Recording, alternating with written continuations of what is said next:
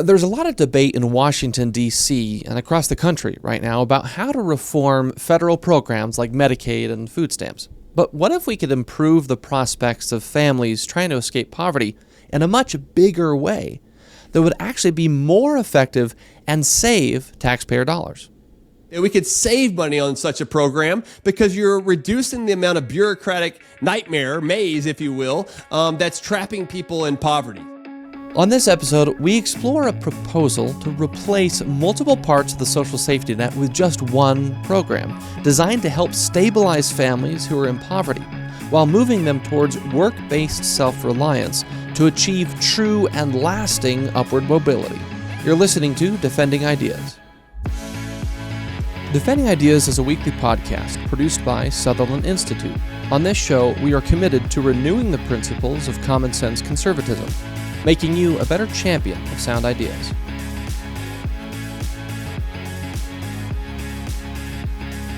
Welcome back to another episode of Defending Ideas. I'm your host, Nic Dunn, and this week I'm really excited to talk with my friend Vance Ginn in our virtual studio.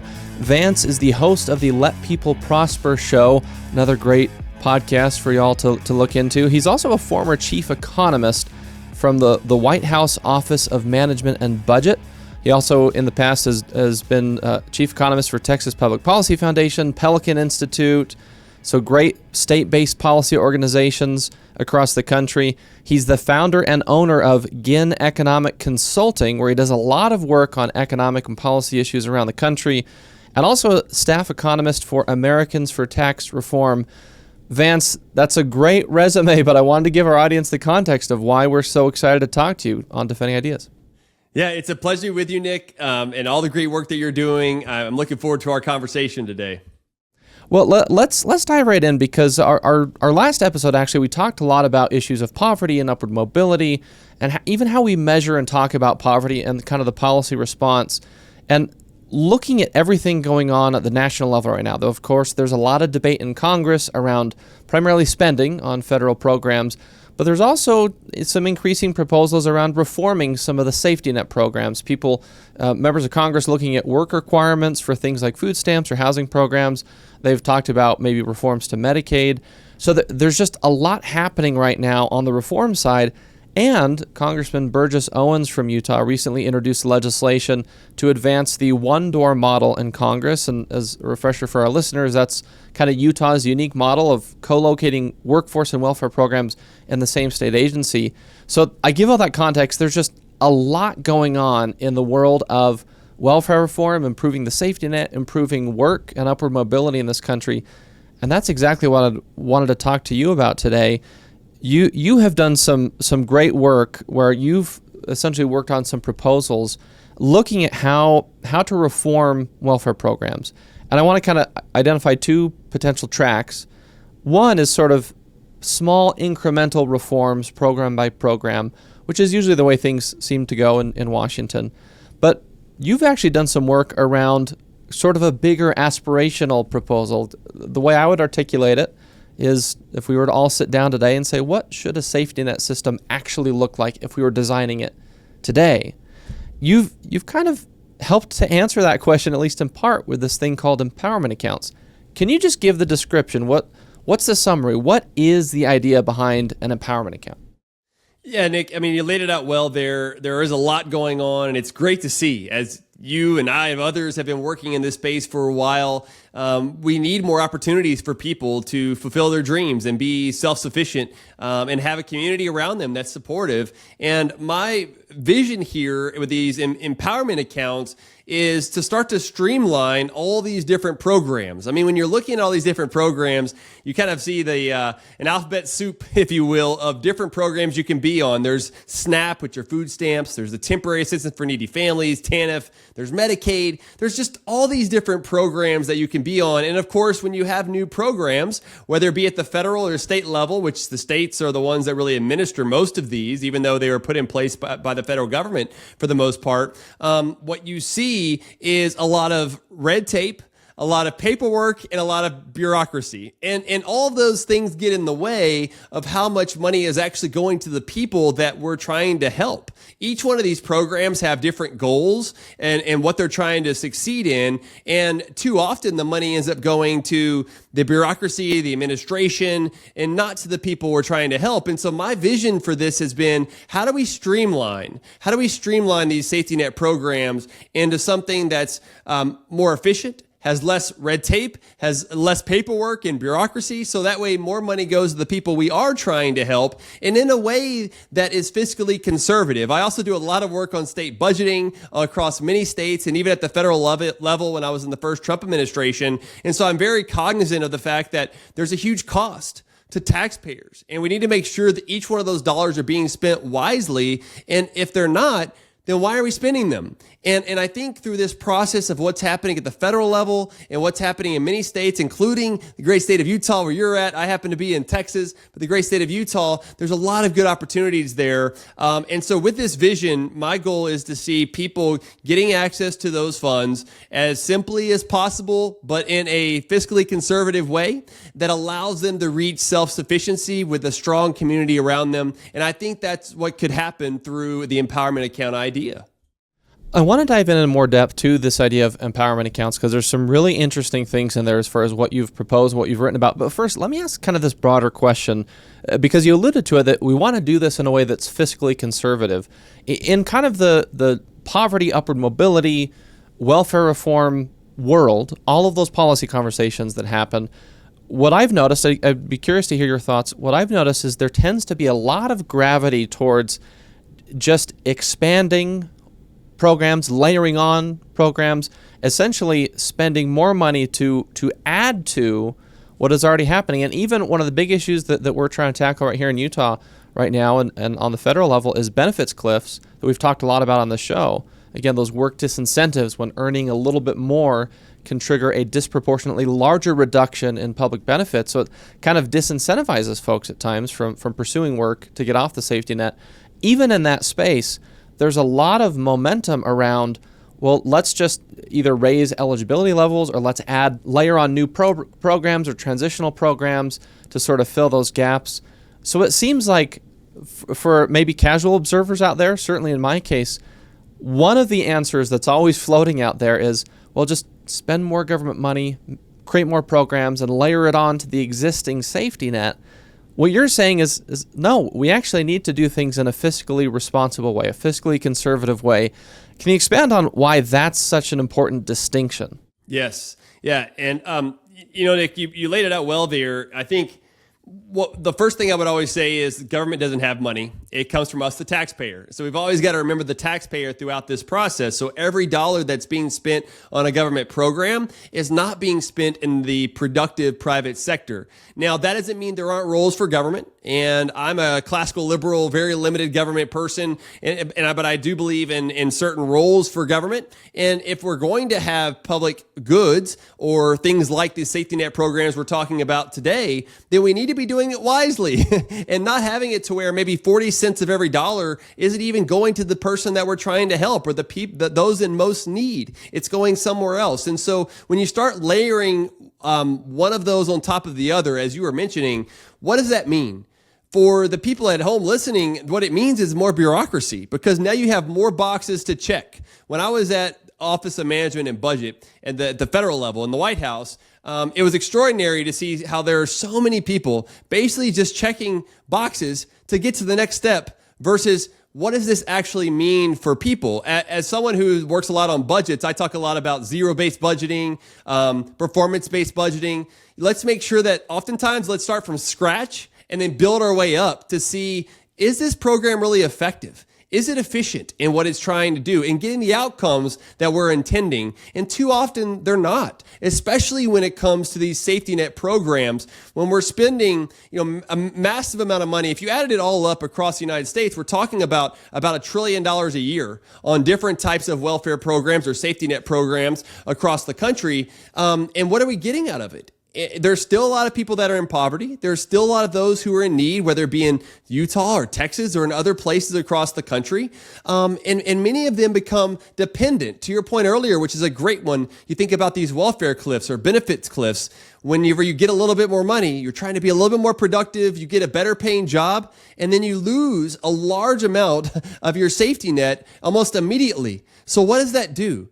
I'm an economist, so I think about incentives and trade-offs. The incentive is to not be more productive, not get that higher paying job, and instead find a way to keep underneath that cliff, underneath that amount of income, so you don't lose those additional benefits. And that's why we see a lot of disincentives to work and everything else. And I think that was a big part, Nick, of the 1996 federal reforms, which actually built a lot on what was happening in Utah at the time. Utah's been the leader in a lot of ways, which is good news. But you had work requirements, you had some of these other aspects that I think brought about a lot of good opportunities for people not only to get to work, but also have safety nets as truly a safety net versus something that you can live on over time. And if we start piecing these together, I think that's why it's so important, like you mentioned earlier about the one-door policy. I think that's huge. I hope that really does get passed and makes some good headway, which Utah, of course, has been one of the places that's already been going on. And then you have empowerment accounts and other things that are out there that I think if we get the idea down,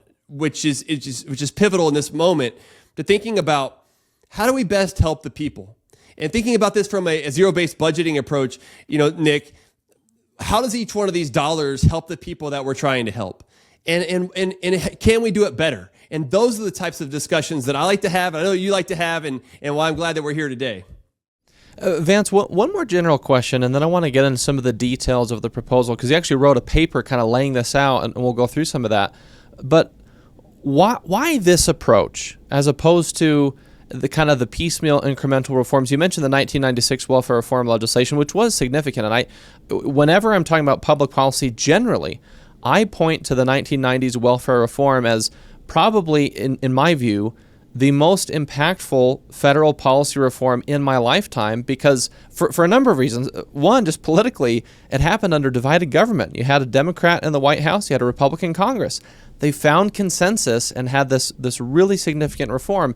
And two, it restructured these programs, a lot of these programs, in a way that supported and strengthened employment and helped families get out of poverty through earned success. So it just checks so many boxes.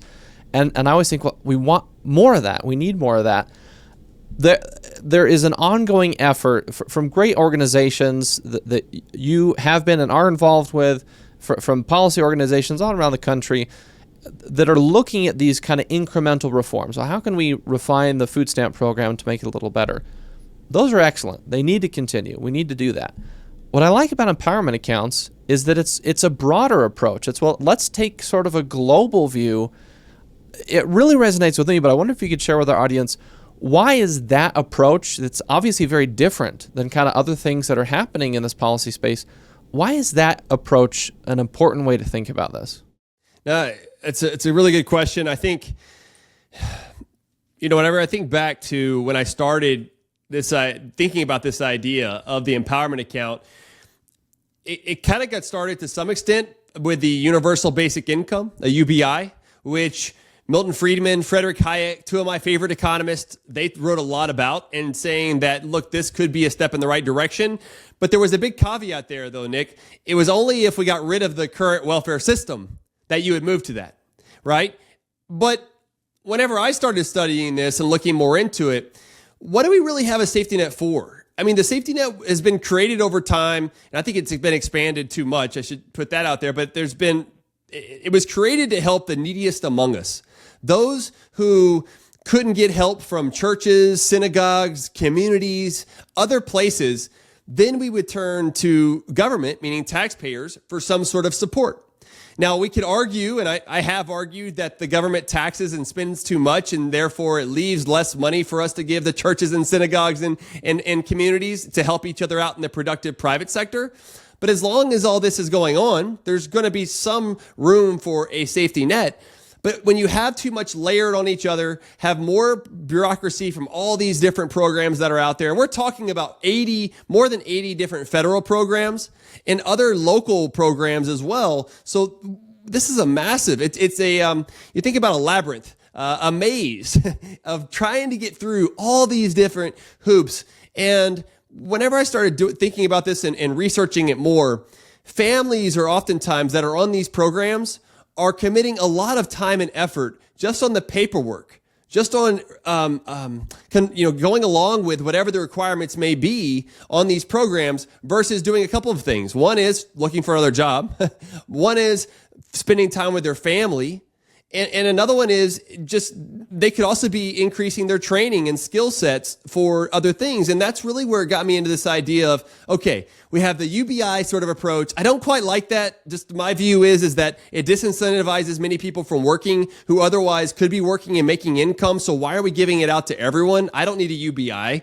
Like, why are you going to pay me more money and just take it out of one pocket to get into another pocket? That doesn't make any sense to me. But what about if we were helping out the neediest among us in more of a UBI sort of approach? Then that's where you could streamline the current safety net programs and say, you know what, you're getting X number of dollars on TANF, Y number of dollars on food stamps, and Z number of dollars for Housing 8 vouchers. And then you could kind of go through the list of different things. What if these were on one empowerment account, one thing?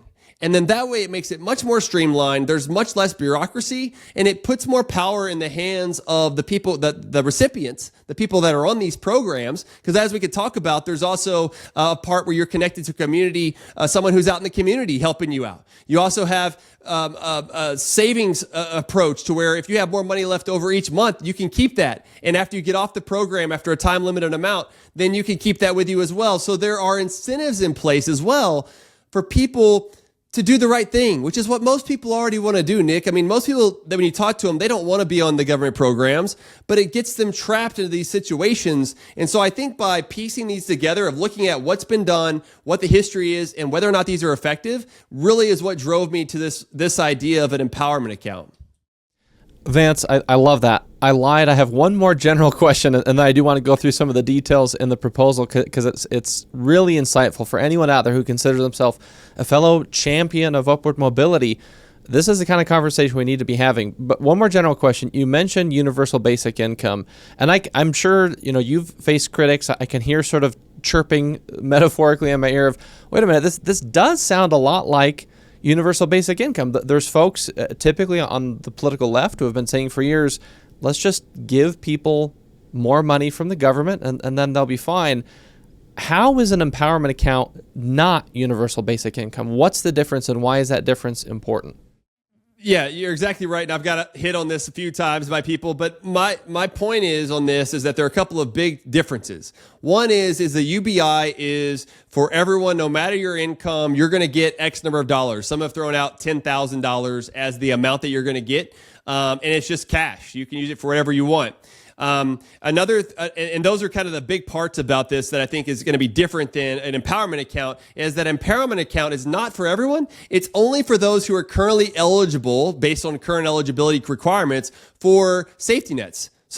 So more than likely, you and I would not be on there. We would not get an empowerment account. But those who are on Medicaid and TANF and SNAP, depending on which programs you want to put in there, I would like to see all the programs put on there, all the safety net programs. But some states might want to do it differently, which is a big part of the laboratories of competition, federalism that we have. But that's already a big difference, is not only the amount and the income levels that you can get. UBI is for everyone. This is only for a certain part of the population who are low income, who are really the neediest among us, and they're the ones receiving this. And the other part of this is the restrictions, if you will. It's not just cash that you're going to get like a UBI would, where you could spend it on everything. It would only cover the items that you could purchase today on the safety nets that you're currently in, right? So if it's food stamps, it's Housing 8, you can use it for any of those programs or any of those expenditures, but only on those expenditures.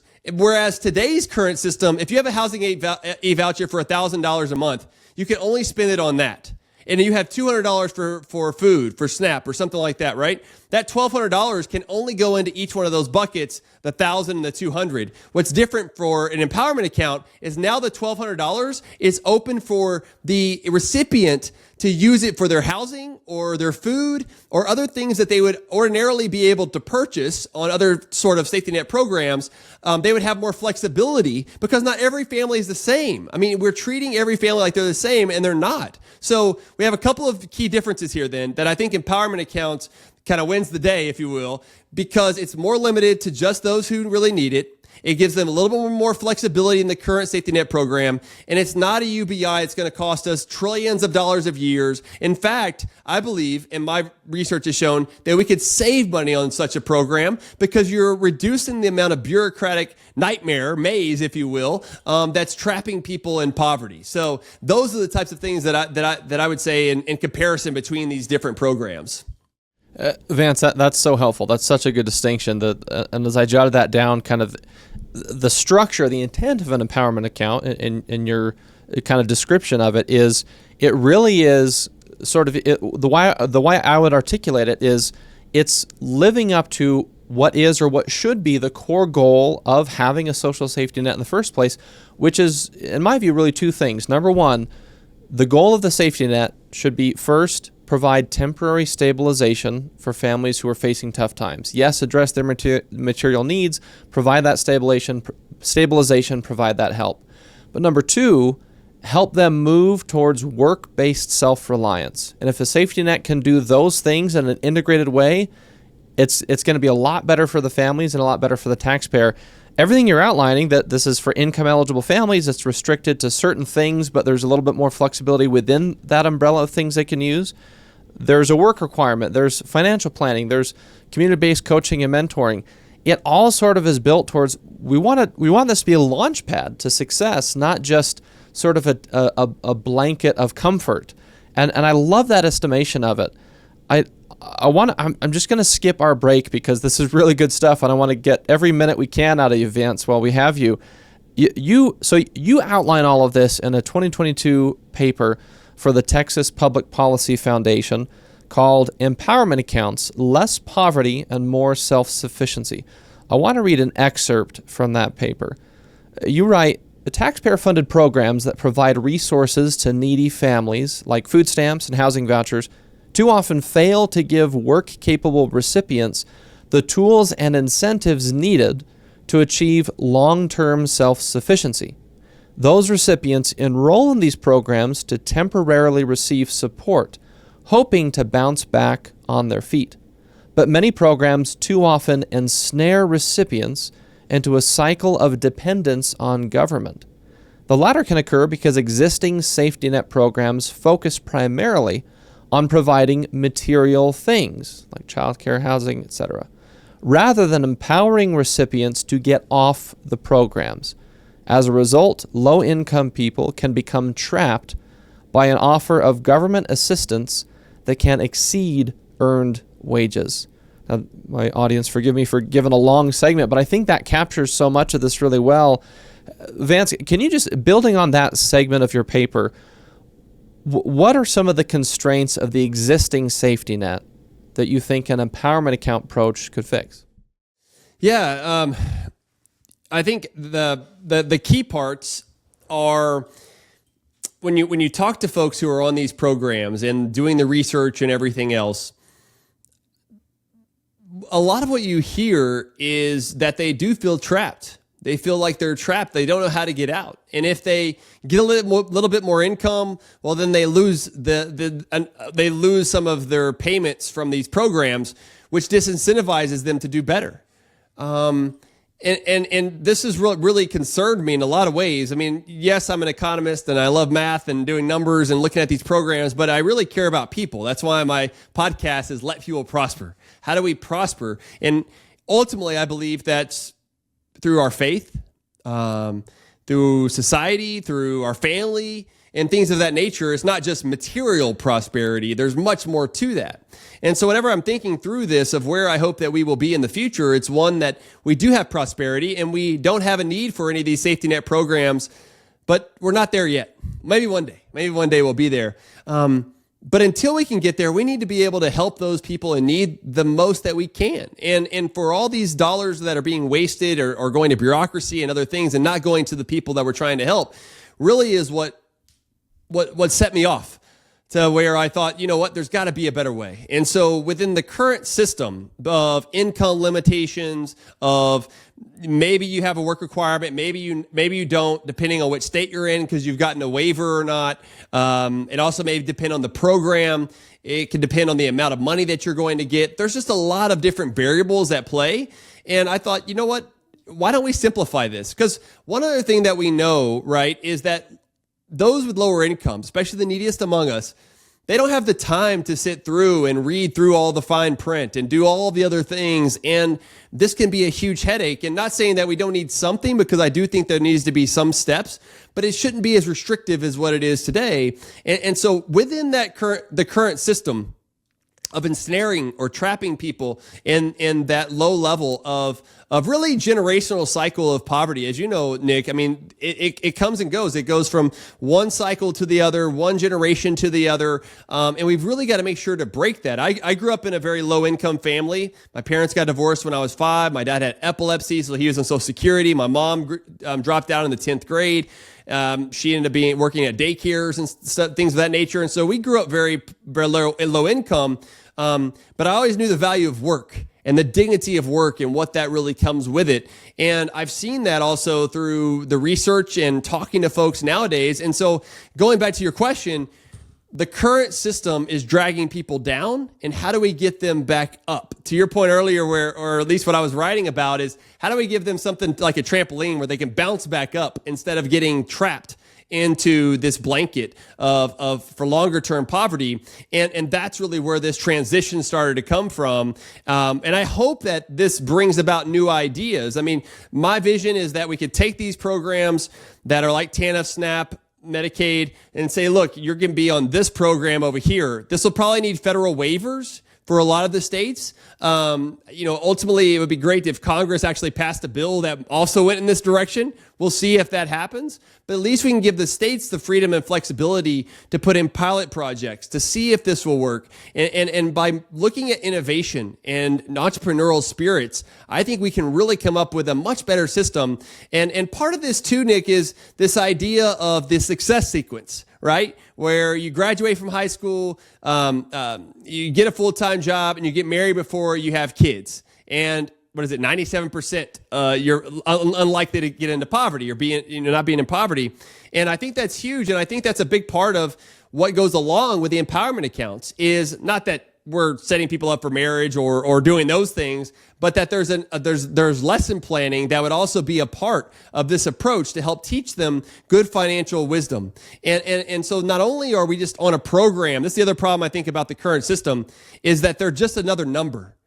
These folks that are in these poverty programs are just another number, and they're much more than that. These are people. These are families. And I would like to get away from that to where we can connect them with a community person who's going to help them say, you know what, in our community, we've got this business that's hiring, this business is hiring. Oh, by the way, you can get a discount over here for your childcare. You know what I mean? Like, you can start to piece together something within a community helping each other versus the government. A person who's an administrator, I don't mean to say bureaucrats as a negative thing, but that's what they are. And they're just doing their job, but they have a lot of other things that's going on within the government. I think it needs to be more out there with the people, and by moving us more in this direction of a streamlined empowerment account to where I really think it's just a card, kind of like a food stamp card, but it's just a card you can use that's approved of the different programs that you can spend money on, just like a lot of the programs are already today. So there's no increased administrative cost from that angle.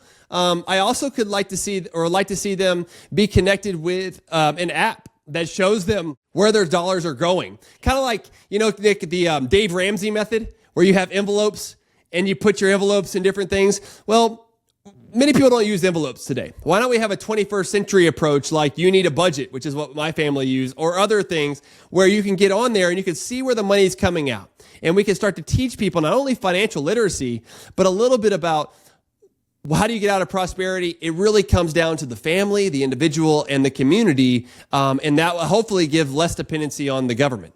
Vance, there are two things that stand out to me about the way you're describing this. And number one is how I would see an empowerment account being a way to overcome some of the disincentives to working that folks on the safety net can experience. Again, I mentioned earlier, benefits cliffs. We've done a lot of work here at Sutherland about that. Some of our own research here at Sutherland Institute has shown that in a statewide survey of families who participate in the safety net here in Utah, 43% reported that at some point they had said no to an economic opportunity of some kind because they were worried about triggering a benefit cliff. So 43% said, yeah, at some point I've said no to something because I was worried that earning a little more would trigger a disproportionately larger reduction of benefits that would actually make me worse off financially and make my family worse off, or at the very least, we'd kind of be in the same place with kind of this plateau effect. And that manifests in ways like people just deciding to stop even pursuing new jobs or raises or economic opportunities, kind of why should I even put in the work to get to the point of being offered a job or a raise or a new opportunity if I perceive that it's not actually going to make me better off. In some instances, people actually turning down job offers, turning down the opportunity to work additional hours. So again, that 43% number has really stuck with me. And we've had a lot of these folks in conversation through focus groups and sitting in our podcast studio telling their story. So one, I like that this is a way to help overcome that because you can, by streamlining, by arranging the eligibility tapering in a smooth, consistent way so people don't face these benefits cliffs, and also that it's just a lot easier to navigate. You know, you've mentioned Utah a couple of times, how we've kind of been in a leadership role. It is great to acknowledge that in Utah, things are different in a lot of ways than in other states, and we have a unique system, this one-door model that other states are clamoring for. And so there's a lot of advantage that we have in this state. There are still families who struggle and still families who feel disincentivized from pursuing or accepting these opportunities. And so I look at it as, here in Utah, we want to go from good to great. We want to help the country overall continue to improve. No matter what point we're starting from in any state, let's continue to improve these programs. And that's what's really compelling to me, that you articulate that it's about the people. I do want to ask you for a minute, if you're talking to policymakers directly or policy leaders, either legislators, administrators, folks in kind of the policy think tank world, but if you were sitting down with a group of people in a given state who were thinking, hey, this sounds pretty compelling, we might want to try this in our state, I want to maybe walk through some articulation of what would it look like in practice. And first, you've talked about sort of consolidating some of these programs, and at least what you put down on paper for this idea with Texas Policy Foundation. Where would you start? What programs do you consolidate, and why those programs specifically? Yeah, great points there, by the way. And one other thing that I do want to make sure that we point out with empowerment accounts that does make it different than the current system is that it is time limited.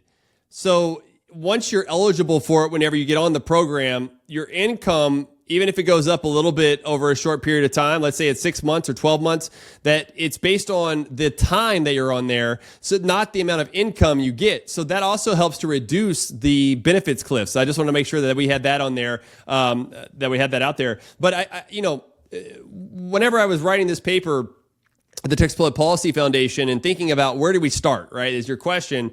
I think it's a couple places. One is food stamps, so SNAP, Supplemental Nutrition Assistance Program, and then you also had TANF.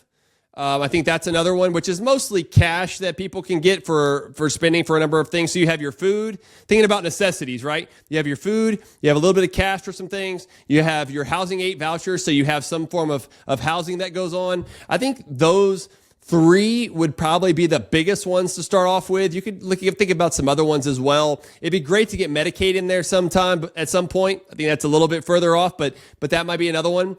But just thinking about those three, your housing, your food, and a little bit of extra income, or for other things, I think those would be a great place to start. And when you started with those, the eligibility criteria is pretty similar, so it's not a huge change for those as well. And then that way we can make sure that they're getting these funds for the things that they really need and want. And then therefore, when we move to an empowerment account, so basically you're taking those 3 programs, you're saying, okay, we're going to remove those 3 programs and we're going to condense them down to 1. And so while they have this one program, let's say that's that $1,200 again, and now you moved it over to this one empowerment account card, what it would look like is that now you could either have them as a debit card, you could do it a number of ways. I think that's one way to do it. And then you would attach it to an account that each one of these recipients would have, similar to what they do now with the programs they have. They just don't see it, right? Because it's the Section 8 housing voucher is often paid. It's a voucher, so it's usually paid to the landlord, to wherever they're going to live, not necessarily to the individual. The food stamps are on that card.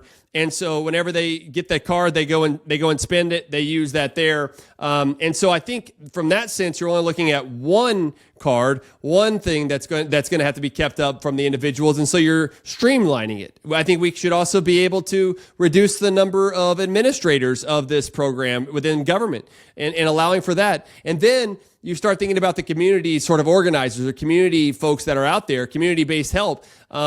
Those support systems are already out there. And you can have the direct connection with saying, okay, you can go and connect with these individuals out there, and that makes a direct connection with the community. And so now we've got not only a more simplified approach, we've got one card that they can spend on these types of items, housing, food, and maybe a little bit of other things that you could buy with TANF. And now we're in a streamlined situation that's timelined, maybe make it for 6 months, that we're going to say, look, you don't have to come back in for 6 months. Until you recertify your eligibility. And I think that takes a lot more pressure off of these individuals in that sense and allows them to improve their training, their skills, and getting a higher paying job to where maybe they're making well above that eligibility criteria after 6 months. That's great.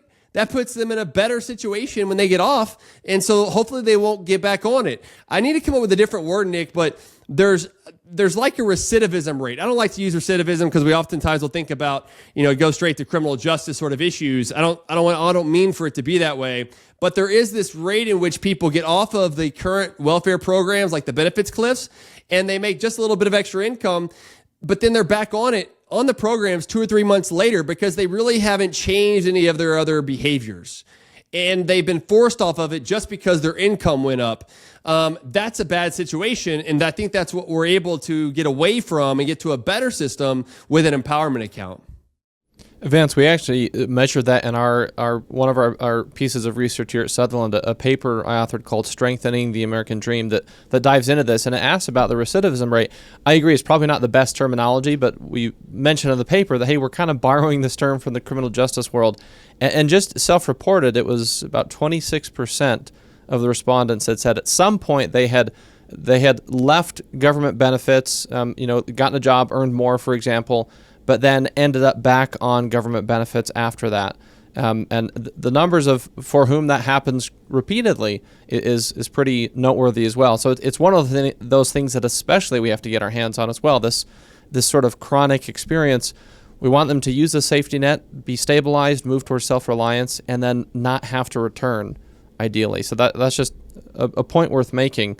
And Nick, if I could, on this point, strong families are also really important. Like stability within families is really important. There's some good books out there like Troubled and Educated and Motorhome Prophecy with Carrie Sheffield. She was recently on my podcast, and we talked a lot about the instability within a family and how much that can contribute to more poverty later on, along with a whole bunch of other issues. And so when you've got the current safety net system, I think contributing to that instability, we're making ourselves even worse off later on. And so going back to the fiscal conservatism, I'll always come back to that to a certain extent.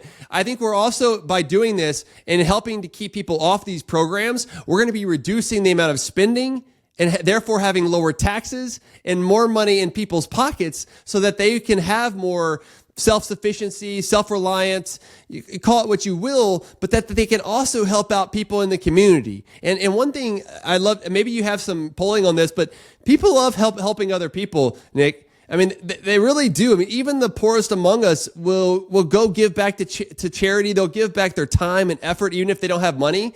And these are the sort of things that I know is so beautiful about people that God created in his own image. And we've got to make sure that we keep coming back to that. Well, to round out our conversation, Vance, I know we have just a couple minutes left, but what you just said reminded me of a quote from, I think it's from Arthur Brooks' book, The Conservative Heart, where, again, I've mentioned in previous settings, that's been a great source of inspiration to me in this work, and how we, again, kind of, what is the principled conservative approach to addressing poverty and strengthening upward mobility. But just this idea that we who are engaged in these policy conversations, we need to stop treating or talking as if families in poverty are liabilities to manage. Rather, they are assets to invest in and to develop. And as you said, the families, the single moms that I've sat across from, having them on our podcast, they don't want to stay on these programs forever. They're desperate to be self-reliant, to work and earn a better life for their kids. And I love the articulation of any reform that we put in place should be oriented towards that. So maybe kind of the final question to you would be, I guess kind of a two-parter, but number one, if there are any state-level policy leaders hearing this saying, hey, this sounds great, I want to do it, what's next? What would you say to them? And then the second kind of broader philosophical question of what's the most important thing that we need to keep in mind as we're having these kinds of policy conversations? How do we talk about this? How should we think about this? What's our North Star when we're having these reform conversations? And what's the practical advice for policy leaders wanting to move forward? Yeah, man, it's great questions. And the North Star is where I always like to start. So maybe I'll start there here as well. Being a public policy person and academic back in the day, I like to think about the bigger picture. And so some would say, well, that's not practical overnight. And I'll be like, I know, but we need to be figuring out where the North Star is so that way we're heading in that direction as we make incremental reforms. And so, my North Star is that we have a fully functioning free market capitalist system that allows for free speech and free minds and everything, and allows for more economic growth and prosperity, to where there's a job for everyone who wants one. There are no barriers. There allows for people to help each other. In that sort of a scenario, there wouldn't even need to be a safety net program, right? At least run by the government. That's kind of my North Star, where I would love to be at some point. And the empowerment account is a practical tool, I believe, to get us in that direction. And so the legislative members who are watching this or talking to you and others, I think the first step is to know that we need to act. It's understanding that we're in a situation where too many people are trapped, and there's a better way of doing this. And by looking at something like the empowerment account, maybe some tweaks here and there that people feel are better, that's great. What I hope to do is to put a blueprint out there of what could work as a template, and then let's go with it. Let's see what happens, and then let's test it. I mean, that's the other big thing I think we could start with, Nick, is let's have pilot projects. Let's take a group. Let's see how they do, and hopefully they do really well. And if they don't, well, then we move on to the next thing. And I think too often we get stuck in our bubble. We get stuck in our box of not wanting to push the envelope like Arthur Brooks would always want to do. And so I love that book as well, and a lot of his other writings that are out there. We've got to make sure that we can push the envelope for something as big and as important as the neediest among us across the economy, whether it be our brothers and sisters, our parents, our cousins, friends, and relatives, or even people we don't know yet. But those are people. Let's not treat people like numbers or as something else. These are people, and we need to let people prosper. And so it's always a pleasure talking with you, Nick. Well, Vance, likewise, we'll have to have you on again. We will leave it there just due to time, but so appreciative of your work on this issue and sharing your time and expertise with us. Once again, that is Vance Ginn. Go check out his show, Let People Prosper, wherever you get podcasts and videos, whatever your favorite platform is. Please go check it out. And also Ginn Economic Consulting if you're looking for something a little more robust for whatever challenge you're dealing with. Again, Vance, thank you so much for being on Defending Ideas. Hey, thank you, Nick. Keep up the great work. We're going to take a quick break before we leave you all with some final talking points. This is Defending Ideas. We'll be right back. Sometimes it's hard to keep up with the latest policy debate that affects your life. The solution? Subscribe to Sutherland Institute's weekly newsletter, where you'll find in-depth insights from seasoned policy experts, compelling multimedia, and advance notice of special events. Visit sutherlandinstitute.org. Welcome back, everyone. If you're like me, you still see America as the land of opportunity. But you also see the need to improve public policy in this country to make that opportunity within reach for more Americans. So here are some talking points you can use to help do that. First, we should always start by articulating the broad goal of the social safety net, anchored to real people. In my view, the chief goal of the social safety net should be to provide temporary help to families struggling to meet their material needs, while simultaneously empowering them to achieve work-based self-reliance. Every policy reform we consider should be weighed against this goal, which is why we need what I would call a two-track conversation in this country on welfare reform. The first track should focus on the incremental improvements we can make to the existing programs in the modern social safety net. These improvements would address things like fixing benefits cliffs so that working harder and earning more always makes families better off, closing information gaps for these families, and empowering states to find better ways to administer these programs in a pro-work and fiscally responsible way. That's just to name a few.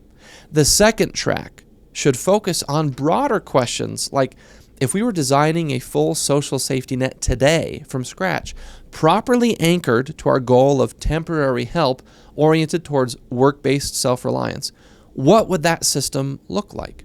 In other words, what should be the ideal North Star that we are striving towards? We can be both practical and aspirational at the same time. And for the sake of the countless families who feel stuck, who are yearning to escape poverty, who are hungry to enjoy the full blessings of work and free enterprise, we must be willing to do both. Well, that is it for this episode of Defending Ideas. If you enjoyed this discussion, please visit defendingideas.org, where you can access previous episodes and watch or listen on your favorite platform. Don't forget to subscribe to Defending Ideas on Apple Podcasts, Spotify, YouTube, wherever you like to get your shows. And please share this episode on your own social media profiles or with a friend, family member, or coworker who may find it interesting. Lastly, if you want to support the broad work of Sutherland Institute, if you want more conversations like this one, please make a contribution at sutherlandinstitute.org/donate. Thanks again for joining us on Defending Ideas from the Sutherland Institute in Salt Lake City. I'm Nic Dunn. We'll see you next time.